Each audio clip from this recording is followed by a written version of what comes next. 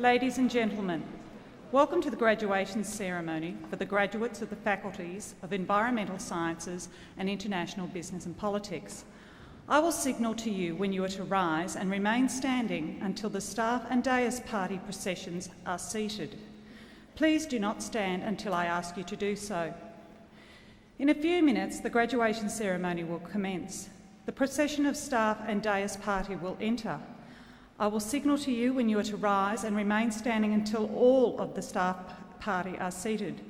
May I also remind you that flash photography is prohibited within this auditorium.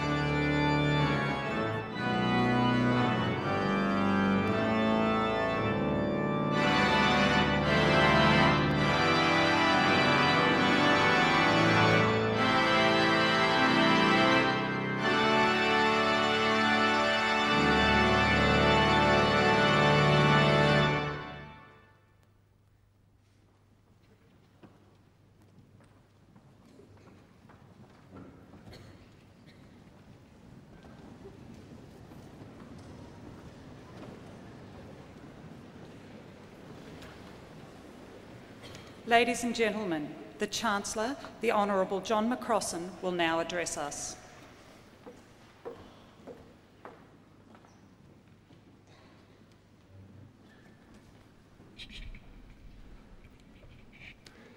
Fellow members of the Council of Griffith University, Vice-Chancellor Professor Roy Webb, Foundation Chancellor Sir Theodore Bray, former Deputy Chancellor Ms Patience Toms and other former Council members, Councillor Graham Quirk, Councillor for Wishart, staff and students of the University, and I include, of course, the graduating students, guest speaker Ms Alison Bronowski, ladies and gentlemen, on behalf of the University, I offer a welcome to all of our visitors. Occupying a central role at this ceremony are our graduates. We are very proud of them. Their families and friends who are in attendance will be proud of them too and pleased on their behalf. Achieving university qualifications is a prolonged affair requiring dedication and sustained application. In many cases, this is done at an age when there are competing siren calls, the distractions of youth to be resisted. An easier and more exciting life is out there, calling. Now our graduates have made it safely home to their academic goals. They will feel a sense of reward for their efforts, and beyond doubt they deserve our warmest congratulations and best wishes. This I offer them on behalf of the university. I wish to say some words of special welcome to author and guest speaker, Ms. Alison Bronowski. We appreciate her presence here and look forward to her address. A fuller and more formal introduction will follow later. This afternoon's ceremony is held in close proximity to one of the university's campuses, the Queensland Conservatorium, and near also to the South Bank site of another of our campuses, the Queensland College of Art, with construction of a new college centre due to start there in the near future. While the university has a number of dedicated campuses, it should be appreciated that there are spread faculties, cross-links and shared administration across all of the campuses of Griffith University. The university is a fine example of the nowadays increasingly common multi-campus arrangement. The original and oldest campus with still the largest number of enrolled students attached to it is at Nathan. With Mount Gravatt campus not far away, and the university then extends its presence south through Logan, which contains our newest campus, and further again to the Gold Coast. The Gold Coast campus is our fastest growing, and large amount of the funds available to Griffith University have been expended on its development. We're the only publicly funded university located at the Gold Coast, and we are currently conducting a vigorous campaign for further funds to support an increase in student numbers there. In terms of student numbers against local population levels, public funding is markedly low in that area. I give this brief survey of the spread of Griffith University's undertaking because I'm conscious that there are people who so far are not aware of it. In particular, I can add that from time to time I encounter persons who show that they are unaware that both the Conservatorium and the College of Art are part of the university, whereas they have been well and truly part of Griffith for the best part of 10 years. Good news can sometimes travel slowly. We do regret that progress has been slow in locating and establishing a new site for the College of Art. For too long, the college has had to make do with inadequate arrangements and structures at its current Morningside campus. It will indeed be a red-letter day when the university is able to expand its presence by occupying new premises for the College of Art at the principal focus of Brisbane's cultural activity. The present period is one of potentially considerable change for Australian universities. The Commonwealth Government has signalled that the era of what seemed like endless expansion of the level of expenditure of public funds on our university is being reconsidered. Faced by competing demands, a limit on expenditure in the area of tertiary education is foreshadowed, and universities are under increasing pressure to supplement their government grants from other sources. Each is obliged to find ways to do this. There are already important non-government revenue streams, such as comes from fee-paying overseas students studying here in substantial numbers as a result of the success of programs in exporting education. There also exists a fruitful collaboration with private industry. Regrettably, Australia, unlike the United States, does not have a large pool of private citizens with the capacity and motivation to offer significant endowments to our tertiary institutions. Tonight's group of graduates, to whom we wish great success in the future, may contain some who will remember my words and later turn with fondness to offer support to the institution which did its best to guide and equip them at an earlier stage of their lives. In the meantime, they're arranging to join the Griffith graduates Alumni Association would be a welcome start. A glance at present-day Australian society shows that the problem of stimulating a generous level of private patronage for community undertakings is not restricted to the field of education, but extends to the arts and areas of social caring, and indeed to all aspects of our shared community life. I shall mention some matters relating particularly to the two faculties involved in this afternoon's ceremony. The Faculty of Environmental Sciences, like other faculties of the university, embraces a number of schools: those of environmental planning, Australian environmental studies, environmental engineering, and environmental and applied science. In a number of areas, there has been particular demand for courses offered and a gratifying level of success in the placing of graduates in employment. Additional courses have been well received and supported by students. Research involvement and community linkages have continued at impressive levels. From the School of Environmental Studies, Professor Dick Drew has been awarded the Clooney's Ross Award, the highest recognition for scientific research in Australia, for his work in fruit fly control and eradication. Participation in important cooperative research centres, including, amongst others, rainforest and ecology management, ecotourism and coastal management, continues, and exchange agreements with overseas universities have been a feature. Overall, a pleasing report on the faculty's achievements.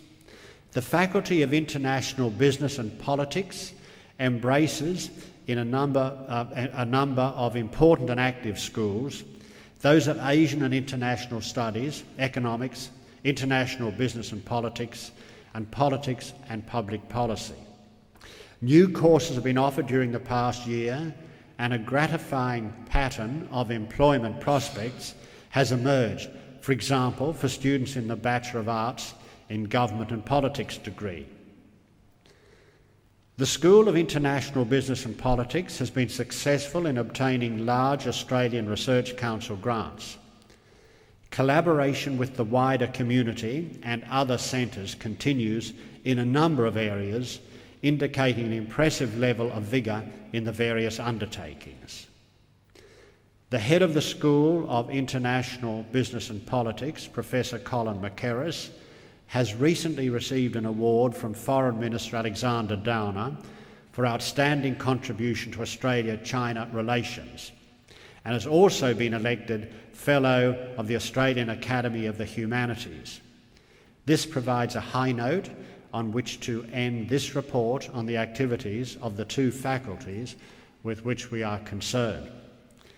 We must continue with our proceedings, but first let me speak again to the graduating students to whom eyes now turn. We hope that you will derive deep satisfaction from your future undertakings, and remember always your days at Griffith and what the university has given you. You will know that we continue to wish you well. Thank you.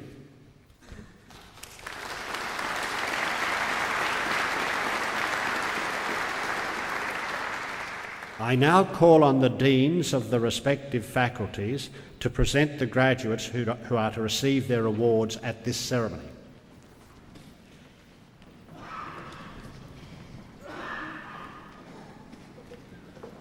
Ladies and gentlemen, Professor Bill Hogarth, Dean of the Faculty of Environmental Sciences.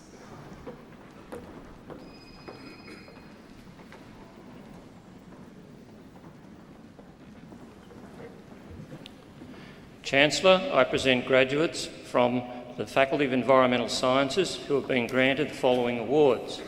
Bachelor of Engineering in Environmental Engineering, David Balfour.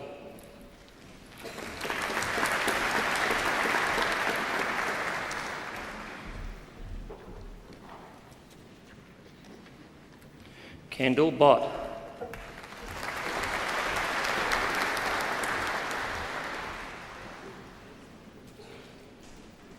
Kim Chong.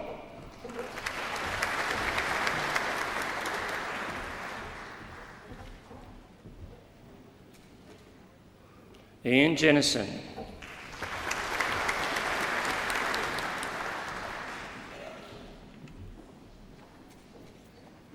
Colin Kangas.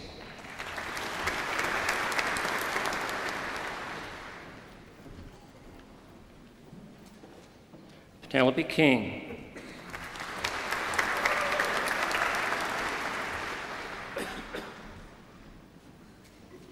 Phoebe Short.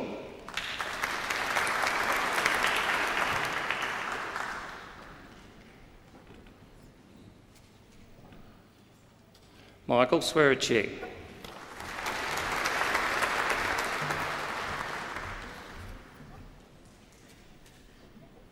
Shane Thompson.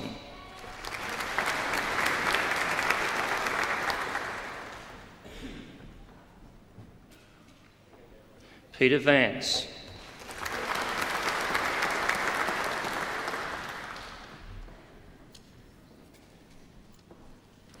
Bachelor of Engineering with First Class Honours in Environmental Engineering, Ethan Burns.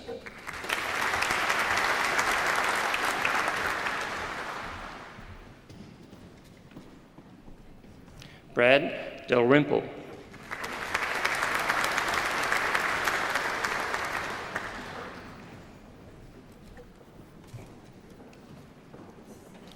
Chancellor, the next graduate has been awarded the Environmental Engineering Medal for 1999 for the highest academic achievement in a bachelor's degree course or in one of the prescribed sets of bachelor degree courses. Cheryl Desha.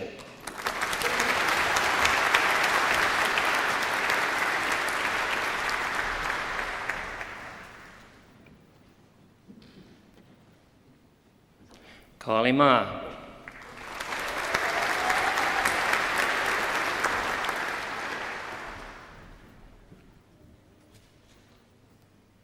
Joshua Whitcomb.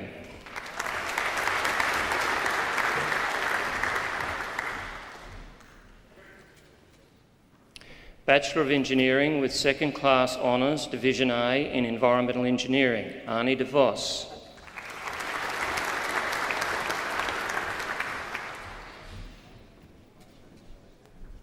Sean Fleming.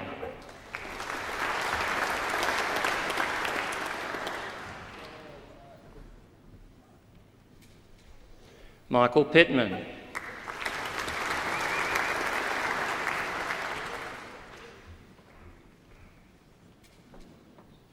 Andrew Truscott.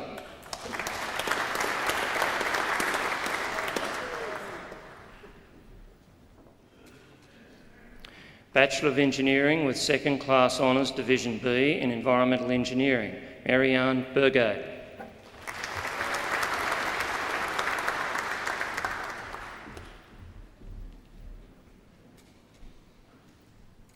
Joe Carroll.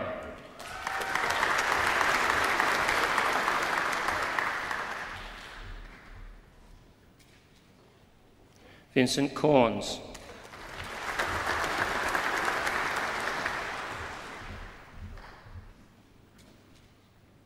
Joanne English.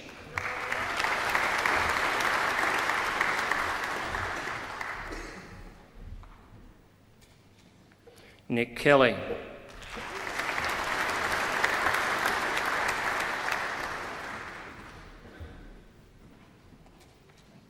Lee Nags.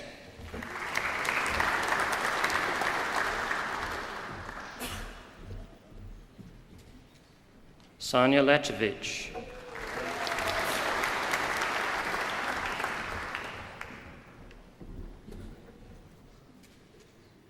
Nicholas Lavadina.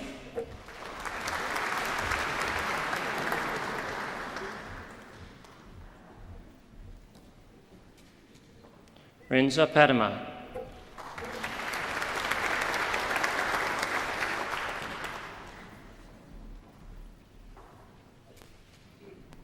Anthony Trace.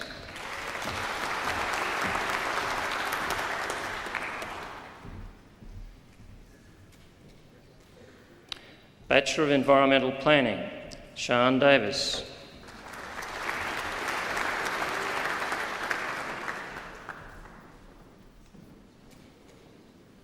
David Eisen-Traeger.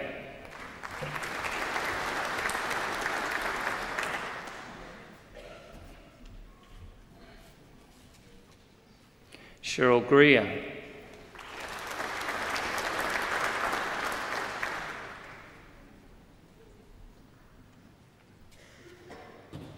Darren Johnson.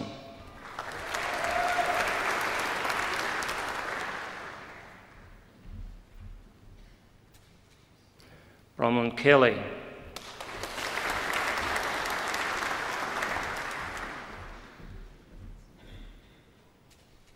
Amanda Matchett.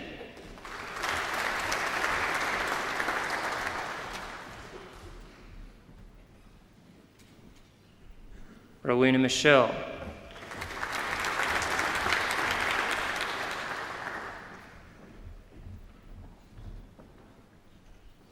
Gavin Rowan.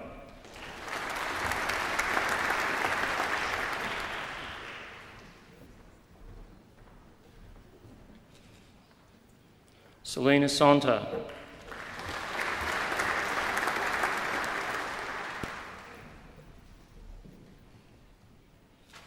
Shane Spargo.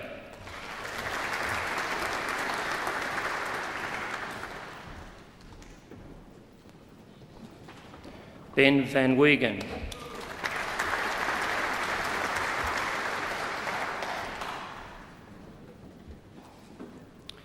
Bachelor of Environmental Planning with First Class Honours. Chancellor, the first graduate has been awarded the Environmental Planning Medal for 1999 for the highest academic achievement in a bachelor's degree course or in one of a prescribed set of bachelor's degree courses. Peter Hudson.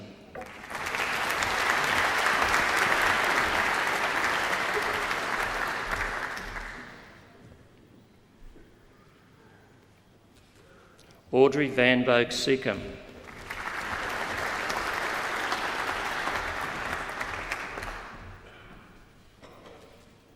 Mark Wiltshire.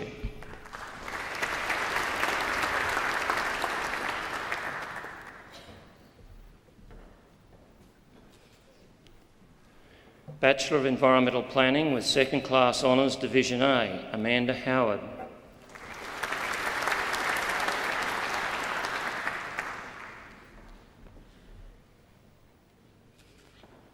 Kate Rossignol.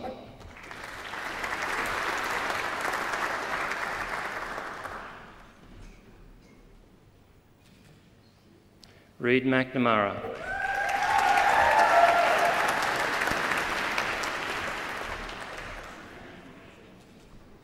Katrina Stutzel.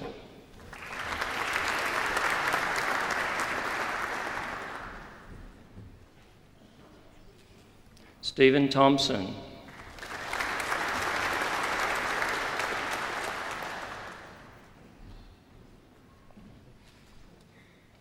Bachelor of Environmental Planning with Second Class Honours Division B, Ian Baldwin.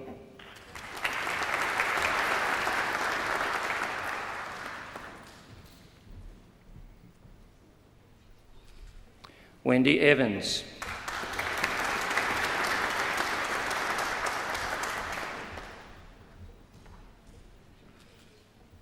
Angus McGuckian.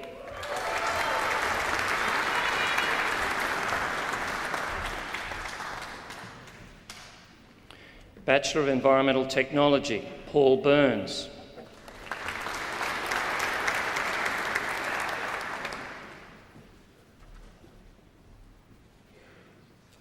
Scott Donnelly.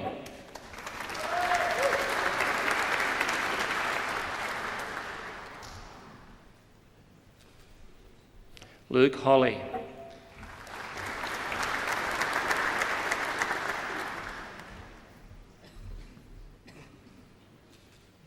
Benjamin Sermon.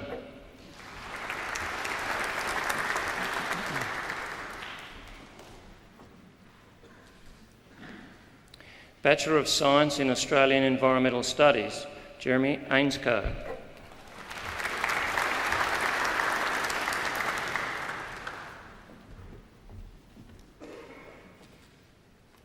Chancellor, the next graduate has been awarded the Environmental Studies Medal for 1999 for the highest academic achievement in a bachelor's degree course or in one of a prescribed set of bachelor's degree courses. Michael Bartkow.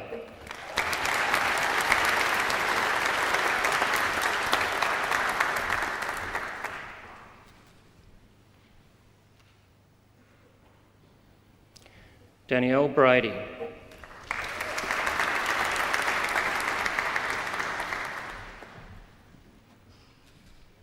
Tony Burgess.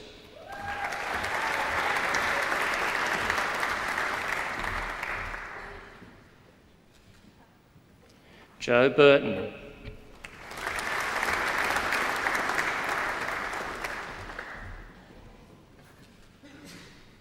April Carroll.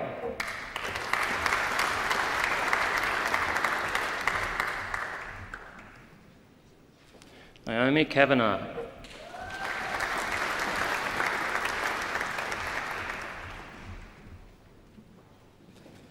Melanie Crook.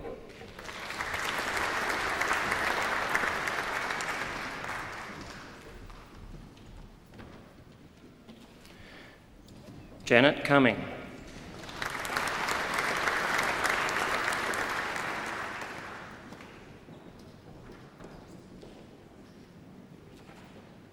Althena Davison.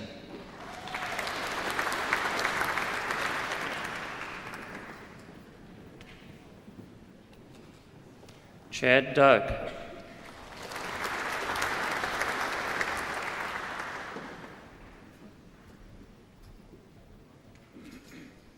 Ruth Dow.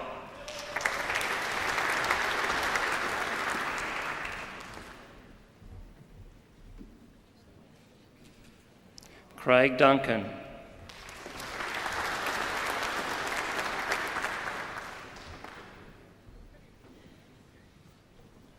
Jason Dunlop.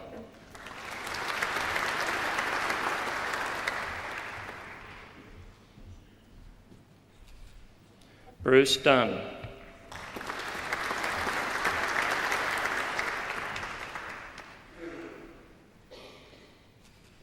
Catherine Dunn.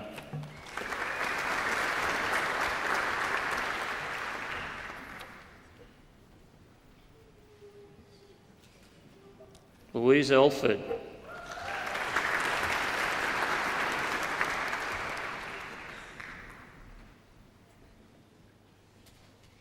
Marie Forgione.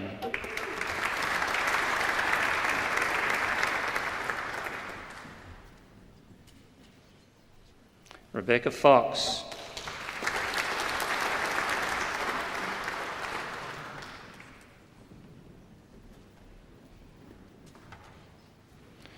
Stuart Fratter.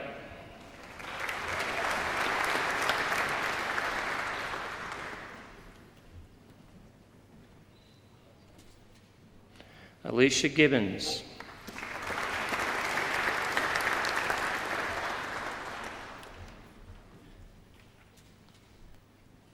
Christy Gray.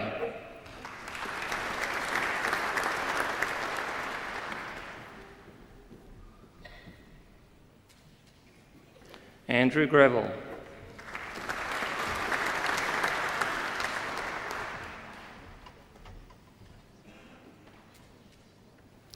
Margot Hackett.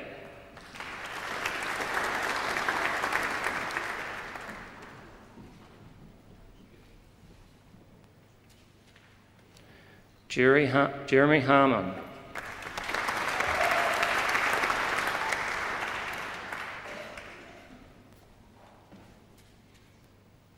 Mohammed Hayat.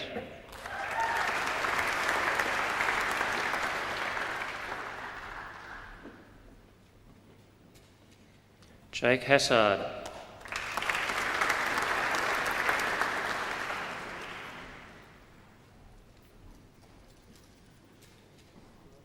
Rob Hurd.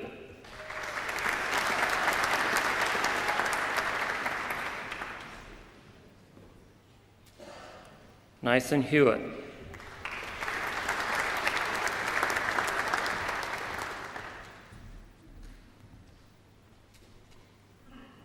Danielle Hoxma.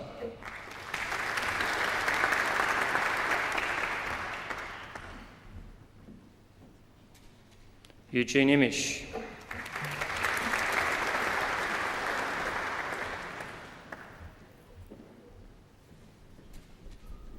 Katerina Leckie.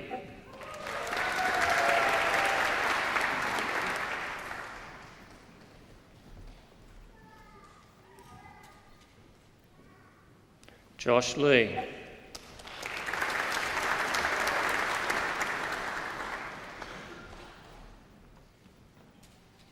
Mikulaya.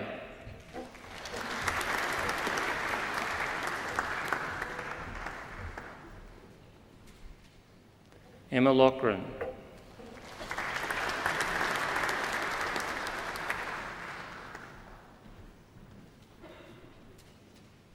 Craig Lockhart.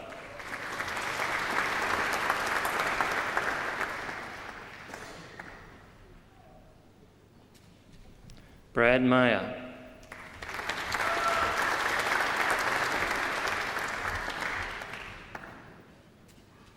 Natalia Mauler.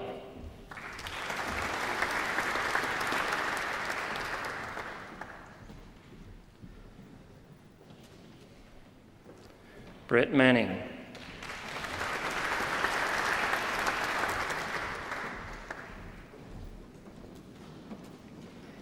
Richard Mason.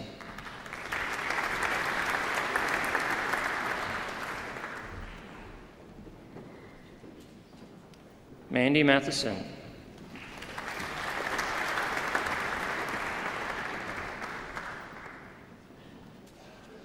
Anne Miller.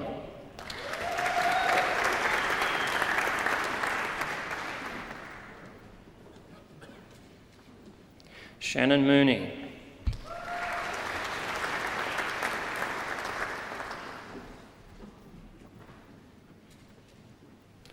Michael Moore.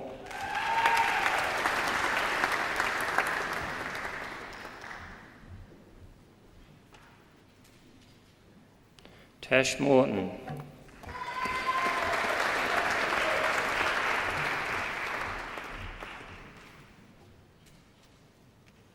Marie Mostert.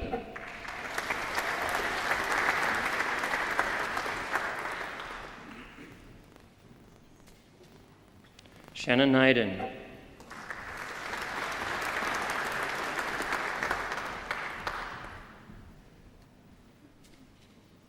Aki Nakamura.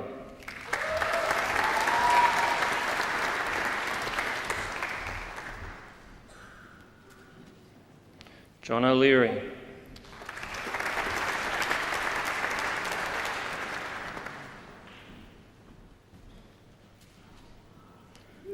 Wade O'Shannessy.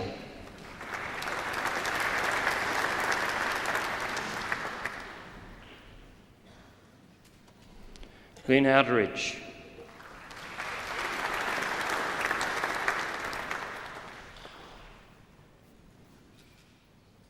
Lang Rayner.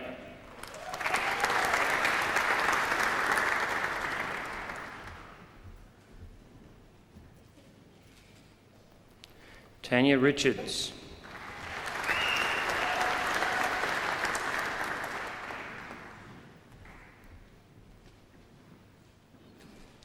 Alicia Ridley.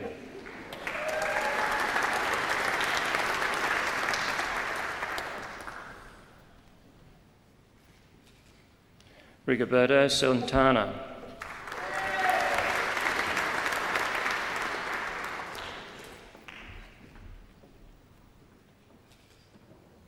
Phoebe Saunders.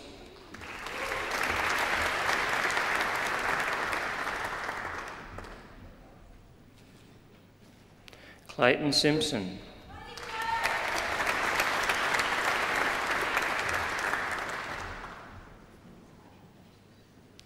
Melody Stoneham.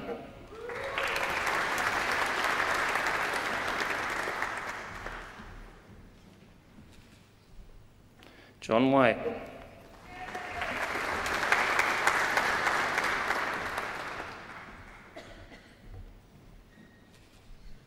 Sally Ward.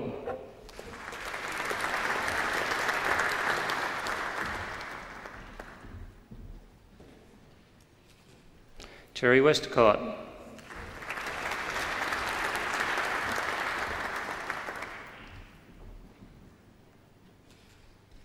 Matthew Wood.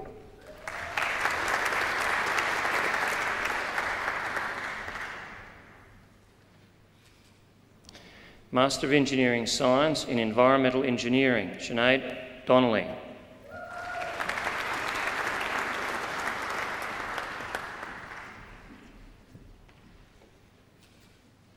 Bill Oldroyd.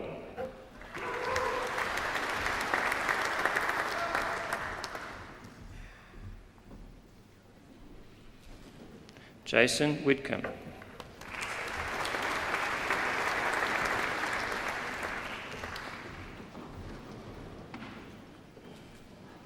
Master of Environmental Education with Honours, Christina Dwyer.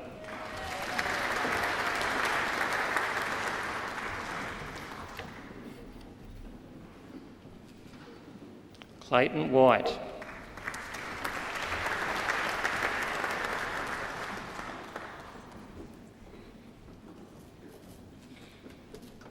Master of Environmental Management, Stephen Fisher.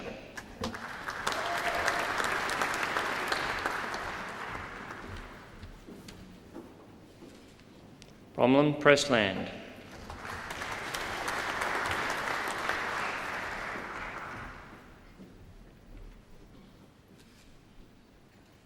Master of Environmental Management with Honours, Charles Hamilton.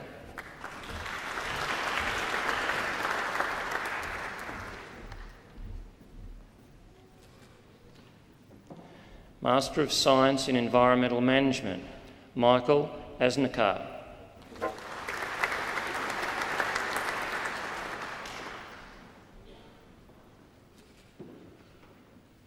Andrew Douglas.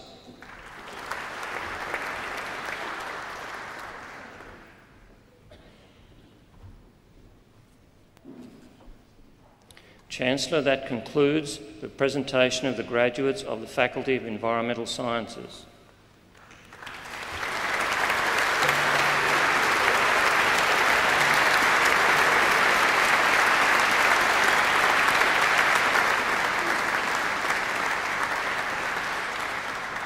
Chancellor, Professor David Lim, Dean of the Faculty of International Business and Politics.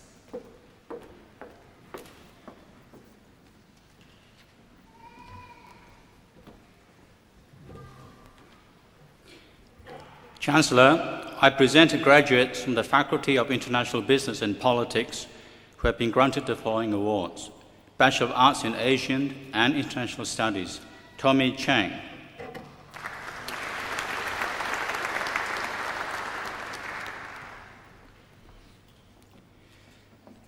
David Cosgrove.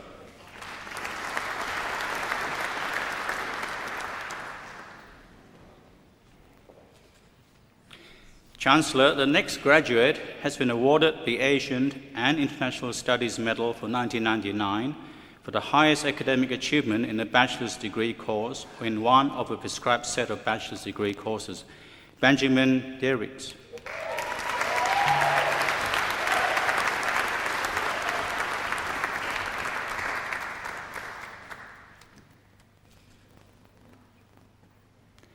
Shen Fang.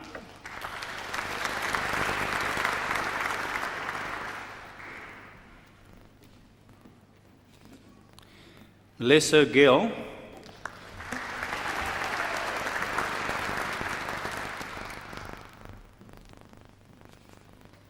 Kate Gribble.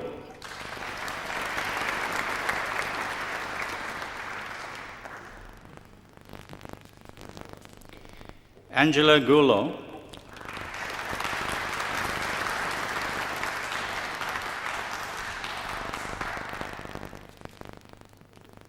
Michelle Hausler.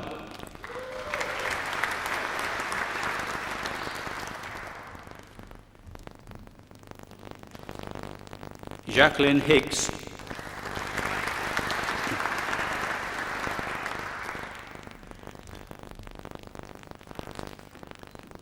Sandra Lambert.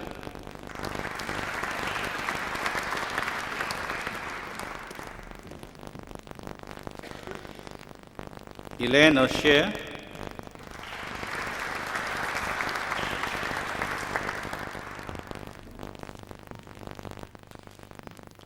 Jeffrey Porter.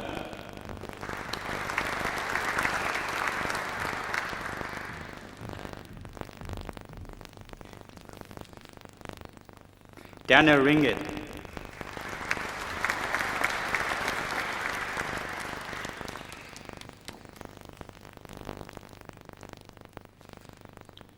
Brad Snape,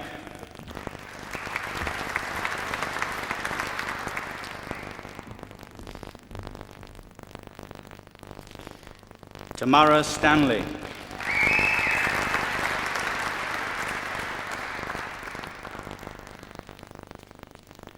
Broman Stracker,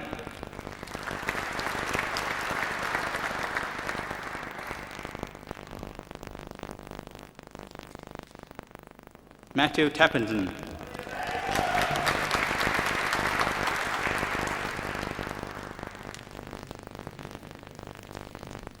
Amy Thompson,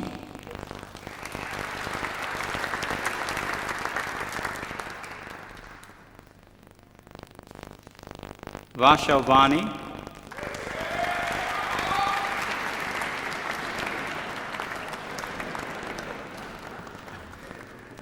Benjamin Walton,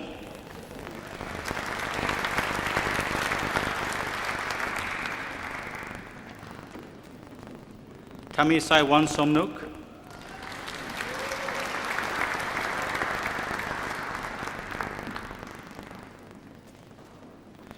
Robert Wedderbaum,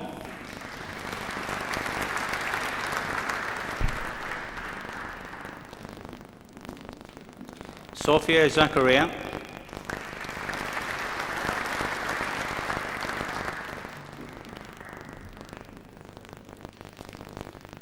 Marcella Jackery,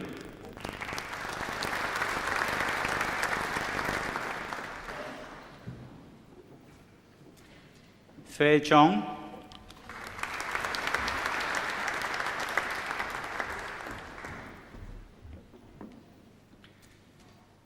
Bachelor of Arts with Second Class Honours, Division A in Asian and International Studies, Michael Clark.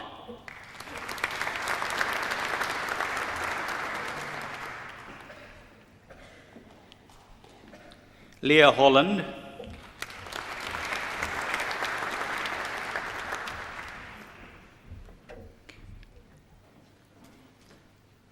Christine Roth,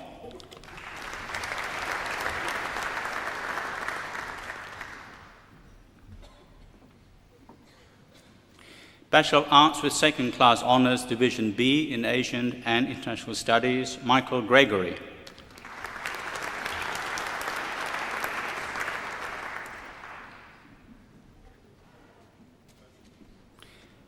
Bachelor of Arts in Asian and International Studies and Bachelor of Arts in China Studies and Graduate Diploma of Japanese Studies, Samantha Lilly.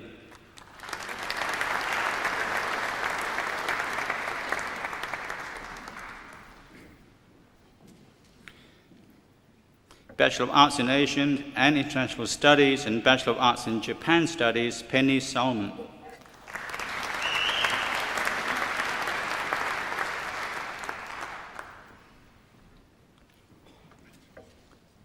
Bachelor of Arts in Asian and International Studies and Bachelor of International Business, Clement Jung.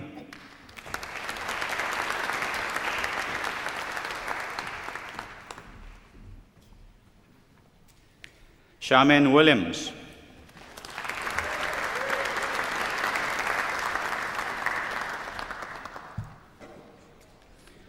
Bachelor of Arts in Japan Studies, Stacey Borroman.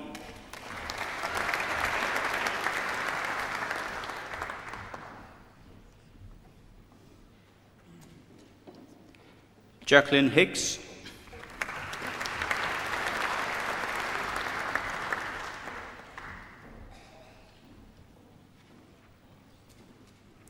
Bachelor of Arts in Politics and Government, Charles Broughton.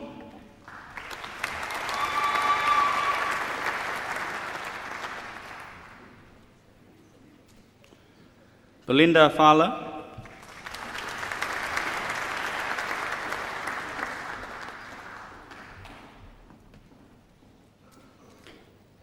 Bradley Flanagan.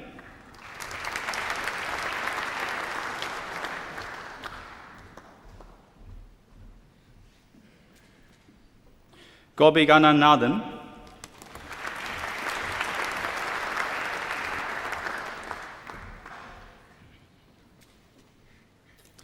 Chancellor, the next graduate has been awarded the Politics and Government Medal for 1999 for the highest academic achievement in a bachelor's degree course or in one of a prescribed set of bachelor's degree courses. Daniel Deirdre Green.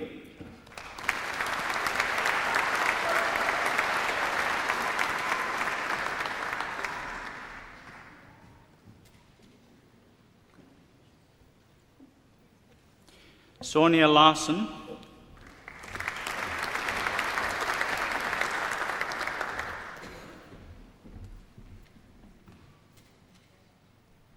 Daniel Maroney.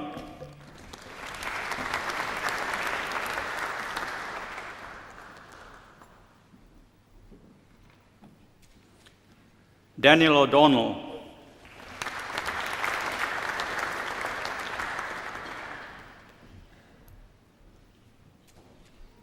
Megan Young.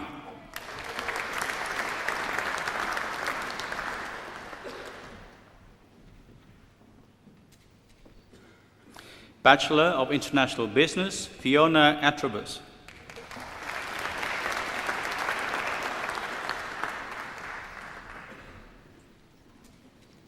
Matt Baldwin.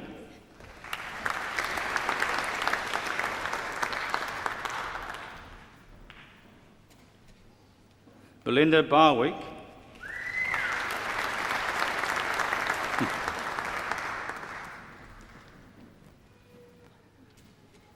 Julia Bingham.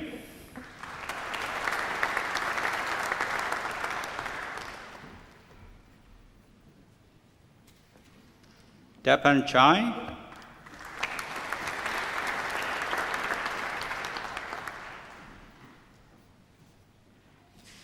Penny Carruthers.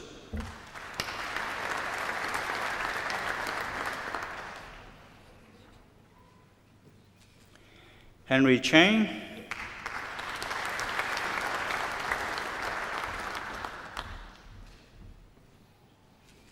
Ranchan Chang.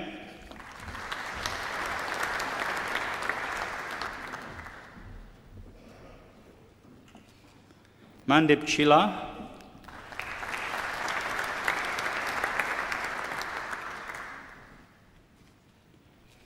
Ricky Chu.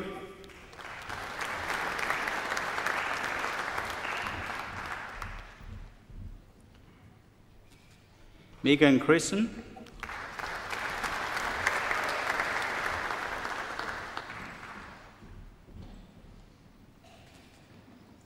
Hugh Chung Chuang.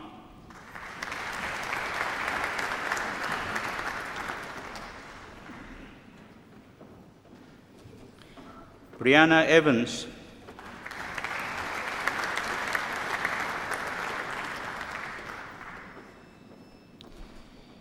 Nicole Fifield.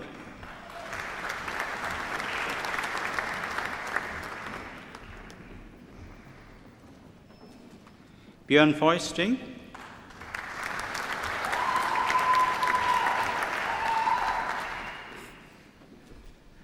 Elisa Gallagher.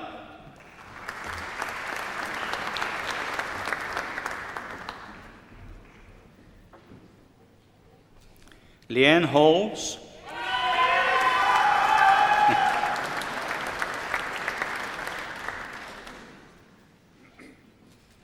Tim Hung.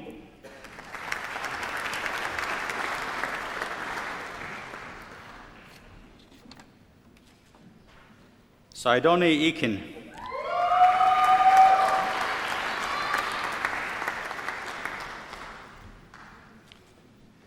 Michelle Johnston.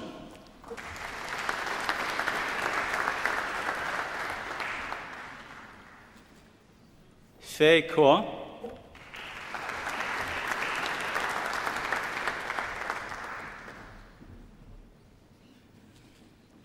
Reno Langton.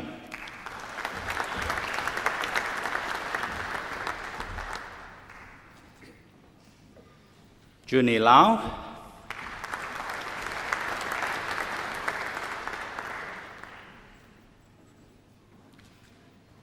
Chi Shing Lee.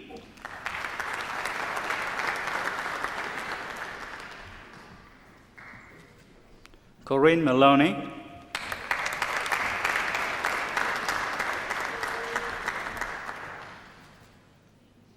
Natalie Maxwell,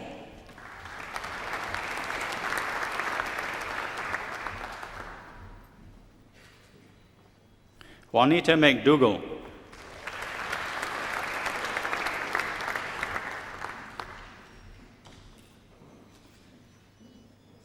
Winnie Nguyen,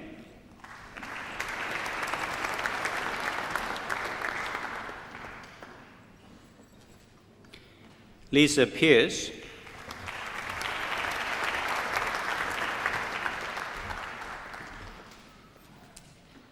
Shabazz Rashid,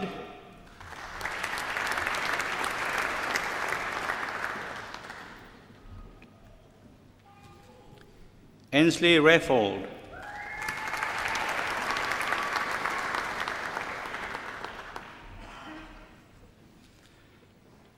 Catherine Rees,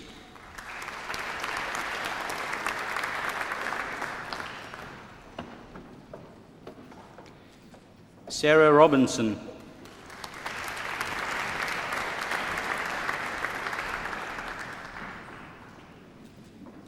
Catherine Roth,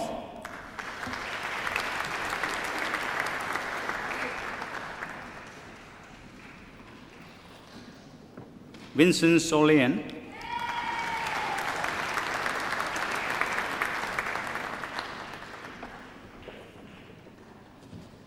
David Shu,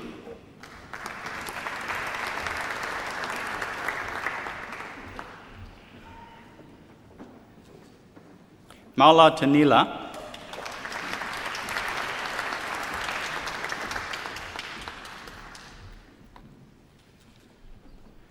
Iva Chonso,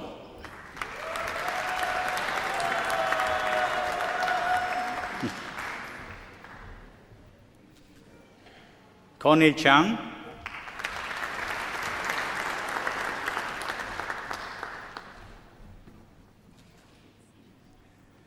Yu Tang Sui,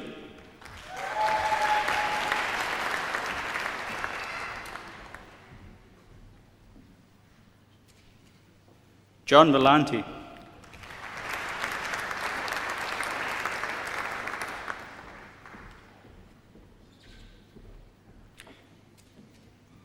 Louise Warren,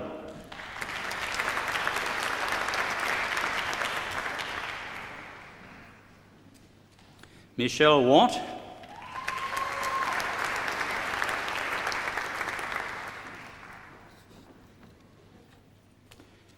Stephen Watson,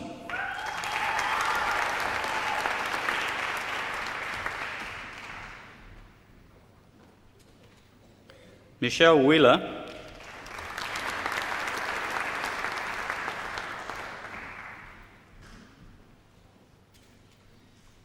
DKC Politas,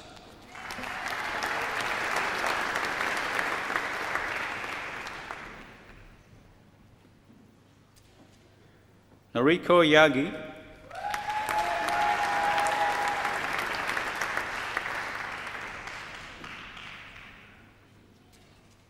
Mikyo Yamamoto,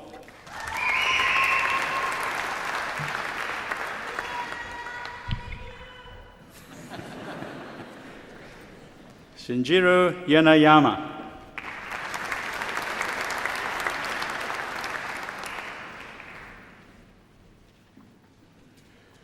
David Yu,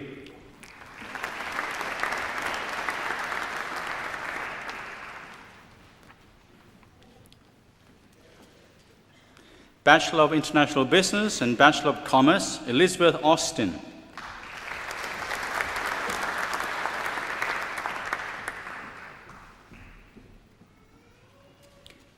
Tracy Barker,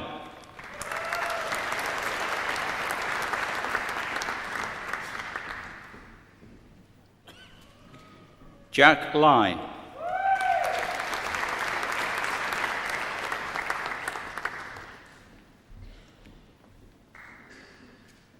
Scott Morton,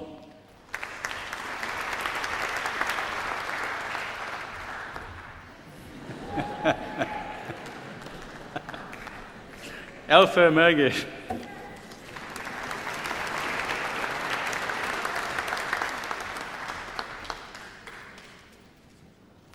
Chancellor, the next graduate has been awarded the International Studies Medal for 1999 for the highest academic achievement in a bachelor's degree course or in one of the prescribed set of bachelor's degree courses, Jan Reed.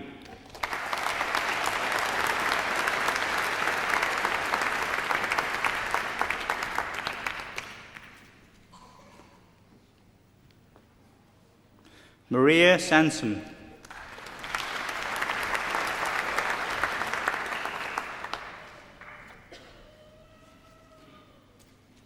Michael Weiss.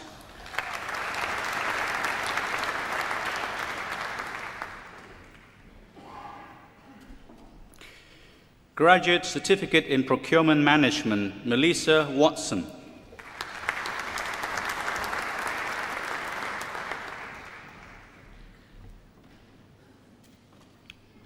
Graduate Diploma of Public Sector Management, Bjorn Hope.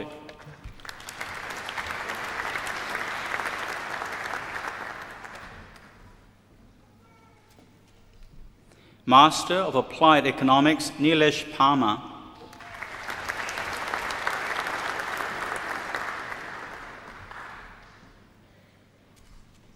Master of Applied Economics with Honours, Gudrun Meyerbaum.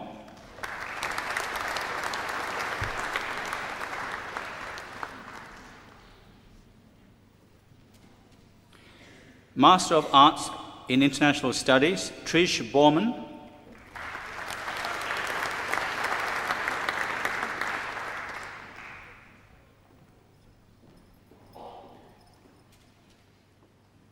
Michael Evans.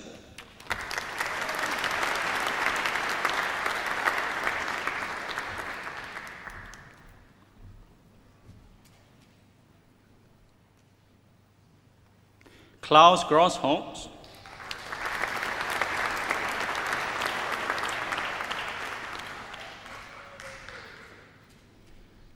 Margaret Reckerman.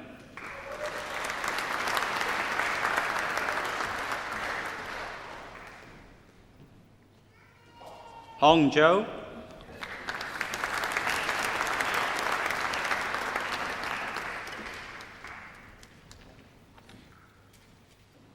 Chancellor, that concludes the presentation of the graduates of the Faculty of International Business and Politics.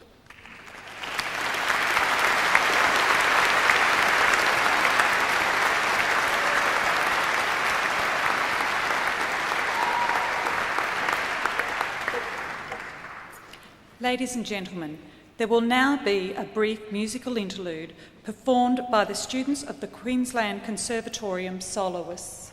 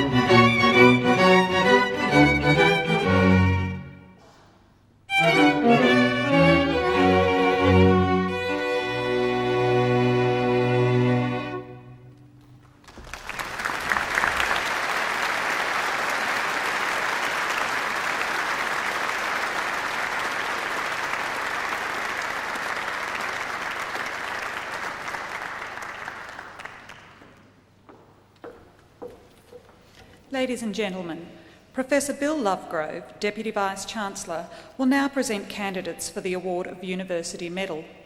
This will be followed by the presentation of candidates for the award of Doctor of Philosophy.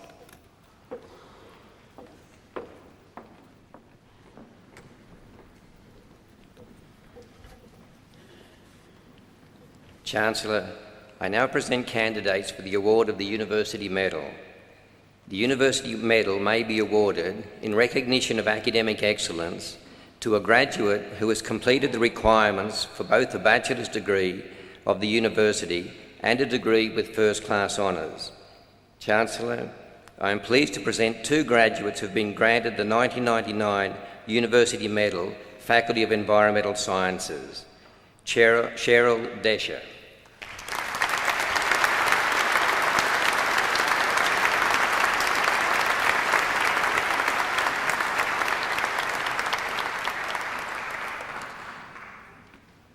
Kylie Ma.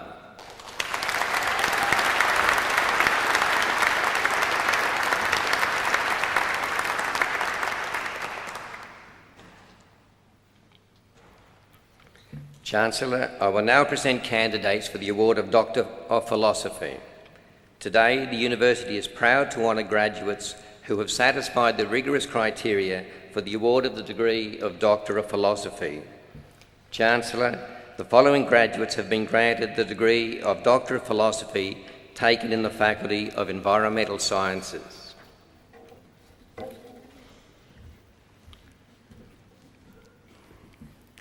Dr. Bolton explored the ability of 3 Melaleuca species to flourish in relation to extreme soil conditions associated with constructed wetlands in sewage treatment works.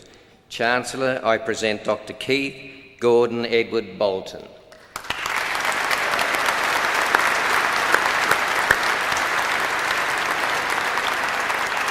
Dowling.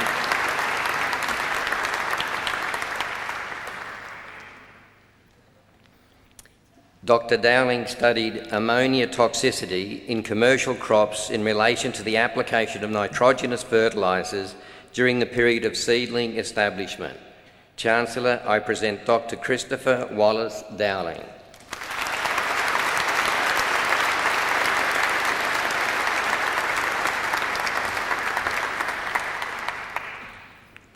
Dr. Holland examined the Coronation Mill mine case in an attempt to unravel the complexities of decision-making in an environmentally sensitive situation and highlight the limitations of both neoliberal and ecological approaches to dealing with environmental concerns.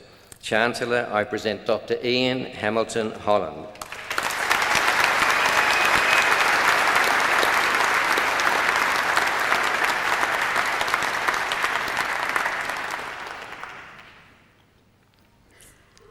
Dr. Schmidt used the colour variation in 3 species of mangrove snails to evaluate different forms of natural selection in the maintenance of genetic variation. Chancellor, I present Dr. Sonia K. Schmidt.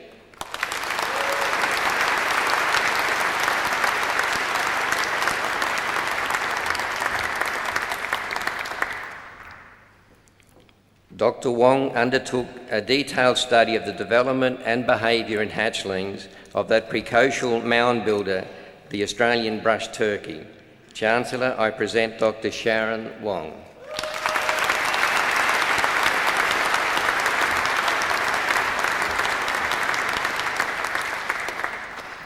Chancellor, the following graduates have been granted the degree of Doctor of Philosophy taking in the Faculty of International Business and Politics. Dr. Henderson investigated policy making in language education and the attempt of the Rudd Report of 1994 to develop a national strategy for Asian literacy in Australian schools. Chancellor, I present Dr. Deborah Jan Henderson.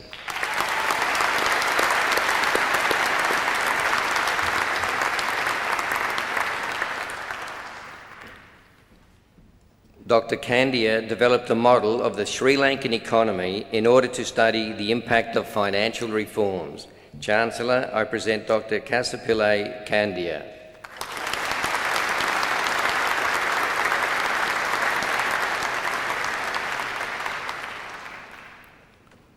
Dr. Pittman developed three models, the dependency, independency, and the interdependency, to analyse the increasingly complex relationship between police ministers and commissioners in Queensland and New South Wales during the period 1970 to 1995. Chancellor, I present Dr. Grant Allen Pittman.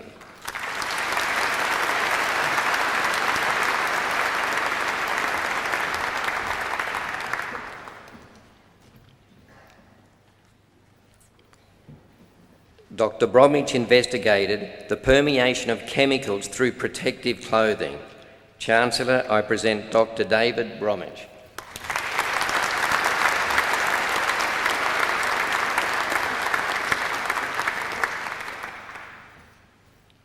Chancellor, that concludes the presentation of Doctor of Philosophy graduates.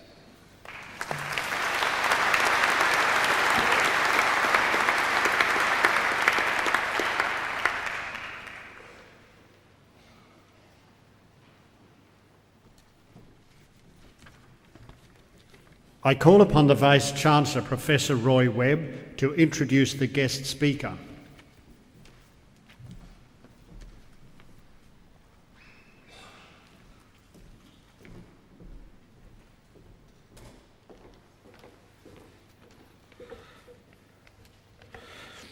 Chancellor, our guest speaker this afternoon is Ms. Alison Bronowski. Alison Bronowski was educated at the University of Adelaide before joining the then Department of External Affairs as a trainee in 1963. She has held postings to Manila, Tokyo, Amman, and with the Australian mission to the United Nations in New York. Her diplomatic career was interspersed with periods working as a journalist and author in Tokyo, Rangoon and Tehran. Alison Bronowski is currently a visiting fellow with the Faculty of Asian Studies in the Australian National University and has previously held academic positions with the Ibero-American University, Mexico City, the University of Canberra, the Australian Defence Force Academy and Yonsei University in Seoul. She has authored 5 books about the Australian-Asian interface, including The Yellow Lady, Australian Impressions of Asia, as well as numerous articles, book reviews and media broadcasts on Asian affairs and cultural issues. In 1993-94, she was the Director, Communications and Research with the Australia Council and has also worked as a consultant to the Council. Ms. Bronowski is a founding member of the Australian Republican Movement, the Asian Art Society of Australia, the Futures Foundation and the Independent Scholars Association of Australia, and is co-patron of the Asian Association of Australian Studies. Chancellor, it gives me great pleasure to call upon Alison Bronowski to deliver this afternoon's occasional address.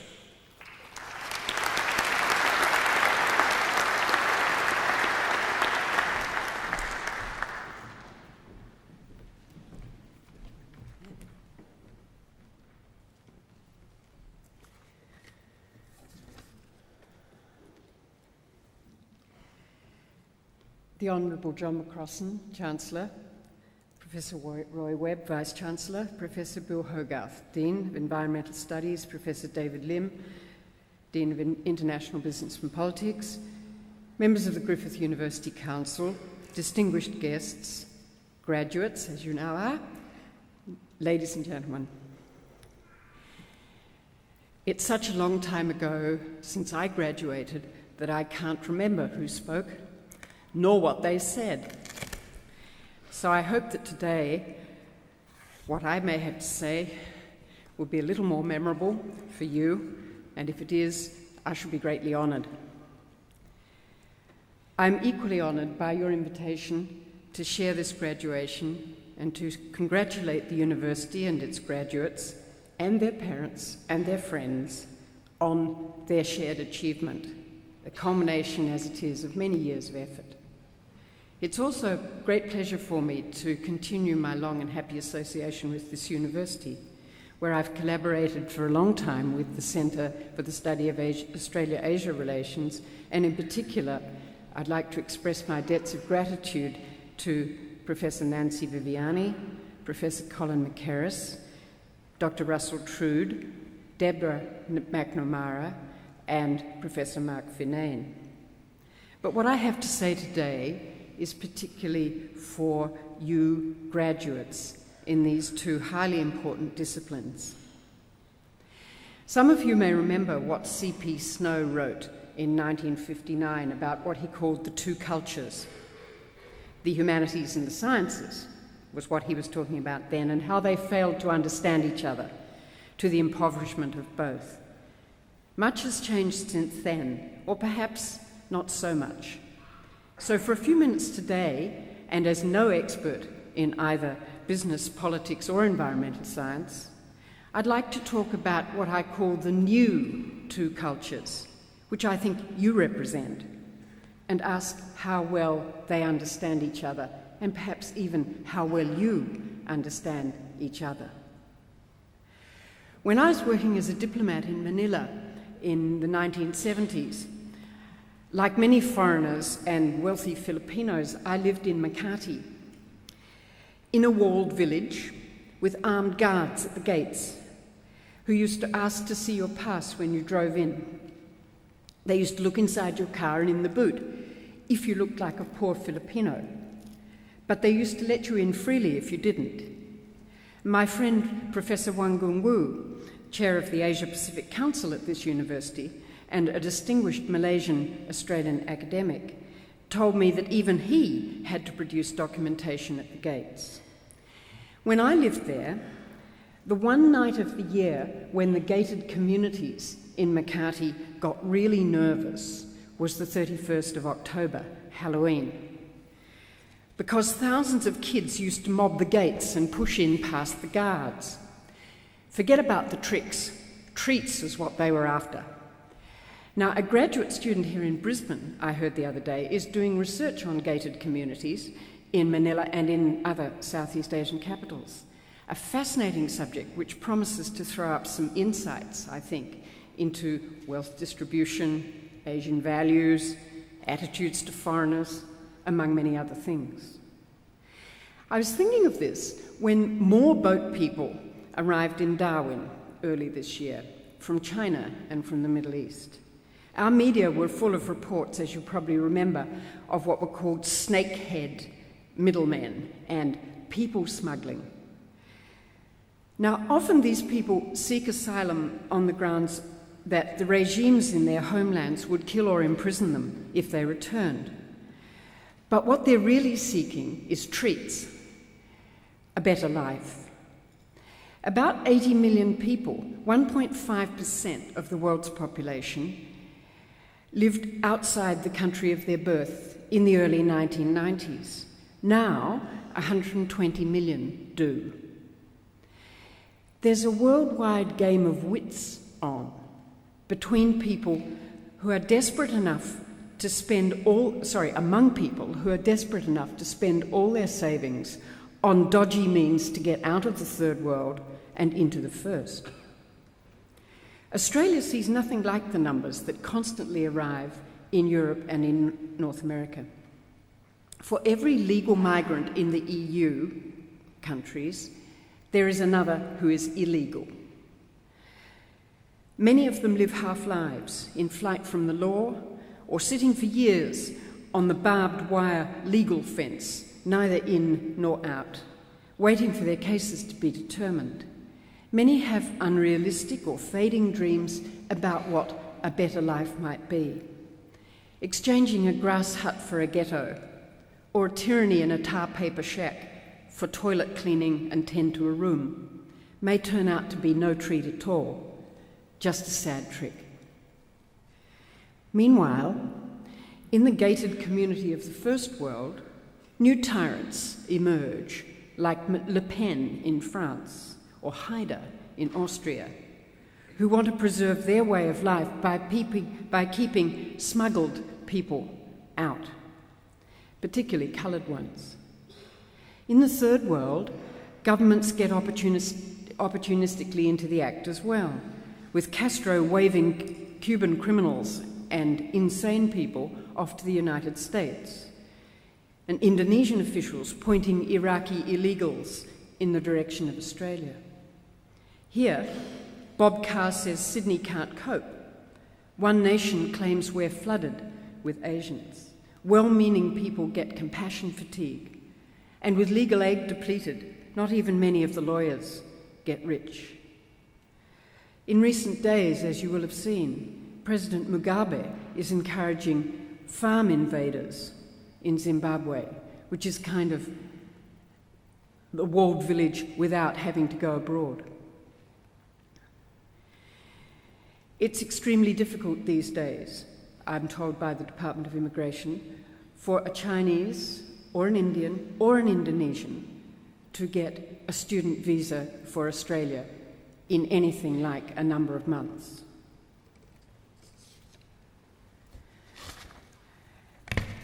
I leave it to you graduates in international business and politics, one of the new two cultures, to work out how such a scenario, if it's real, can be avoided.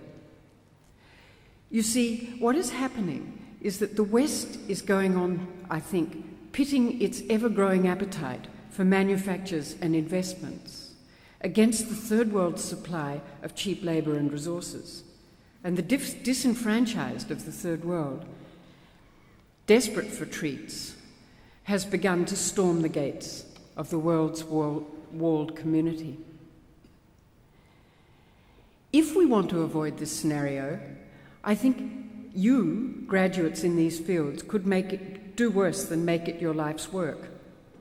Clearly, cleaning up third world politics to make certain countries in Asia, Africa, Eastern Europe, Latin America and the Middle East safer and more enjoyable for their own people, paying them a living wage, might keep them from needing to take to the wheel wells of aircraft to migrate elsewhere, or beating up white farmers to get their land back. But as the Reformasi movement in Indonesia has recently shown us, the process of change is sensitive, complex, and I suppose must primarily be undertaken by brave people in each country themselves, with such international support as they can get. And whose politics anyway is perfect? Capitalism is no holy grail. The problem is equally, then, about economics, driven by the orthodoxy of growth and the universality of greed. And this is where the other new culture, the environmental sciences, come in. It's all very well for us to talk about humans supporting each other, avoiding confrontation, valuing the cultural diversity of our neighbours. But how can we expect competition and antagonism to turn into benevolence and goodwill when the world's resources are being exploited to death? We worry in Australia, particularly in Queensland, about local swarms of wasps and locusts and invasions of cane toads. But the world's most pervasive and pernicious plague is of humans. In October 1999, there were 6 billion people. 6 billion people. Every year, the world adds 78 million more. Sydney people have 486 square metres of space each. People in Hong Kong have 10.2 square metres. By 2015, many of us will be living in 26 megacities of 10 million or more, places whose use of energy, water, and materials, and whose production of waste may well overcome our capacity to service them. In China alone, by 2030, domestic sewage will treble.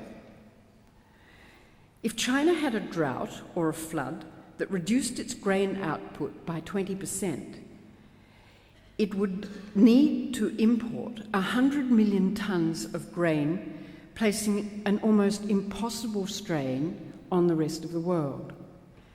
You only have to imagine what the consequences of that might be. By 2050, there will be 9 billion humans who are using up 3/4 of the world's fresh water. India will have the world's largest population, and its uncontrolled growth will largely have been the result of gender inequality and long-standing rivalry between religious communities. Recently, the New York Times reported, this is a slightly lighter note, reported the possibility of rich humans being able to extend their lives by 200 years and still to look like 50-year-olds. "Where will we all park?" cried one commentator. "And when we fly economy, will they hang us vertically on racks like dry cleaning?" Scarcity of renewable resources is not funny. It's already contributing to conflicts in many parts of the world. These are food fights, links in a chain of inequalities, shortages, rapid population growth, large population movements, and civil disorder, violence, and oppression, and they're likely to become more frequent. What makes this so tragic is that the world is, in fact, not short of food.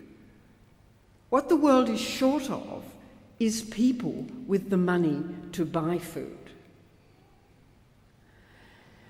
Every day, 350 infants worldwide die for lack of food. Yet in rich countries, including Japan, and now in China too, in the cities, large numbers of children are obese, and at the same time, skeletally thin young women earn huge sums as models. Rich countries are those where having a food fight means the kids throw the party at each other. The global challenge is to get beyond 2050 without irrevocably trashing the world's ecological system. The challenge for Australia is to recognise that we have a challenge and a conscience.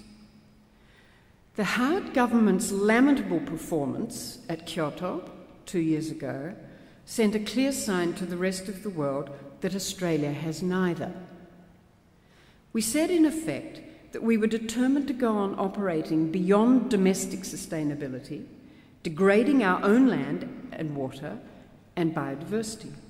We implied that we didn't mind at all living beyond global sustainability, increasing our greenhouse gas emissions and claiming special permission from the rest of the world to go on doing so.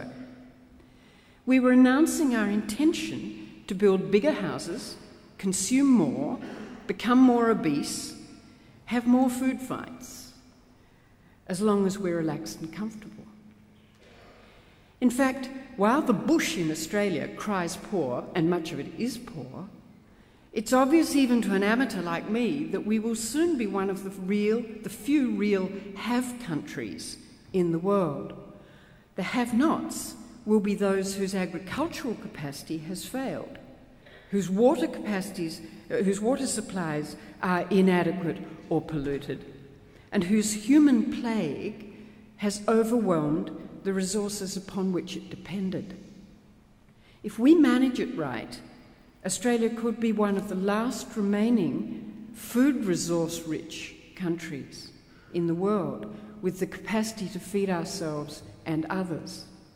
We could become a country that makes a highly valued contribution to our neighbours' well-being, one that has affluence without effluence, prosperity without profligacy. I visited Adelaide recently, where I grew up.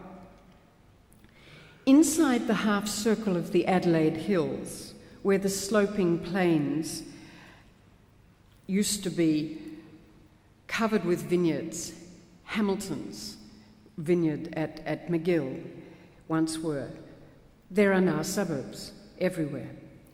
And the same applies to Ranella. McLaren Vale is going fast. Where John Rennell once established his vineyard and I used to play as a child, there are now houses as far as you can see. The wine industry is one of the few things that South Australia's got going for it. And often, the best vines are being uprooted and burnt because we insist on building houses on the best land in a dry state and not even collecting rainwater. If we go on doing this, we won't be able to grow enough food or wine for ourselves, let alone for the rest of the world. Now, how many of you political scientists and economists will cross cultures and get together with the environmental scientists and work out what we can do about these problems? Can you find a way to bring the two cultures together, the culture of growth and the culture of conservation? It was Edward O. Wilson who alleged that the greatest obstacle to environmental realism is the myopia of most economists. And I think the reverse may also be true. What concerns me is that unless the new two cultures can find common ground, it may soon be too late. There will be such despoliation, such ugliness, such unlivability in many parts of the world that most of the world's people will simply stop caring what happens to them or their country. An ugly country is not worth preserving. A miserable life is not worth sustaining. Nuclear destruction could appeal as the final solution. And desperate people may simply break down the gates of the first world's walled villages and take what they want. I'd hate to leave you on this happy day with an impression of doom. After all, doomsayers have been wrong before, and human resourcefulness has often been the mother of invention when all seemed lost. People do care about the kind of world they leave to their children and grandchildren, and it is, above all, your century to make of what you will. You have the new ideas, the optimism, and the zest for living. Your two cultures and the contribution they make will be among the most important in this century, and the challenge is there, staring you in the face. Thank you for listening.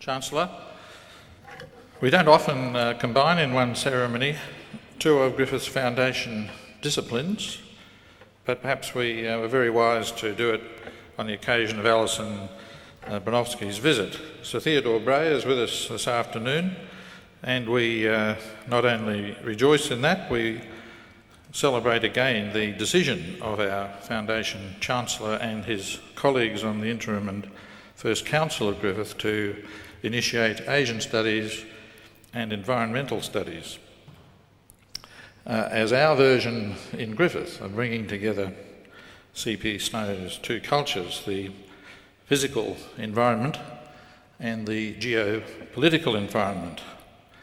This afternoon we've had a wonderful exposition of the importance of those early decisions at Griffith and their current critical relevance to the world.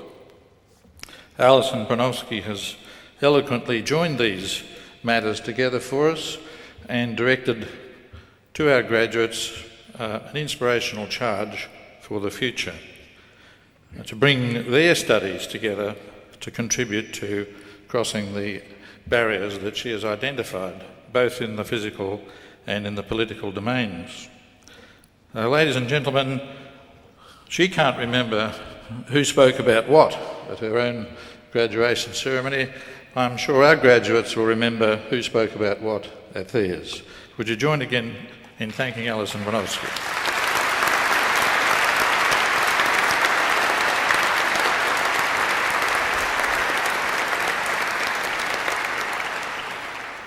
And in adding my own congratulations to our graduates' achievements, can I exhort them to join our Alumni Association, and as the Chancellor mentioned, perhaps in later life, dig into those deep pockets you'll already have by then. Thank you.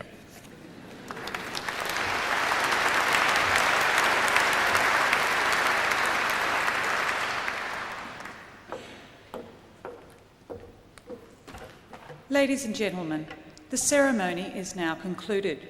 When the music begins, please rise and remain standing as the Deus Party and staff procession and graduates retire.